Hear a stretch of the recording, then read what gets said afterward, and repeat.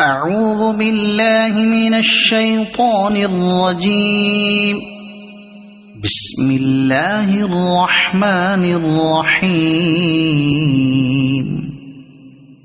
لا أقسم بهذا البلد وأنت حل بهذا البلد ووالد وما ولد لقد خلقنا الإنسان في كبد أيحسب أن لن يقدر عليه أحد يقول أهلكت مالا لبدا أيحسب أن لم يره أحد ألم نجعل له عينين ولسانا وشفتين وهديناه النجدين فلاقتحم العقبة وما أدراك ما العقبة فك رقبة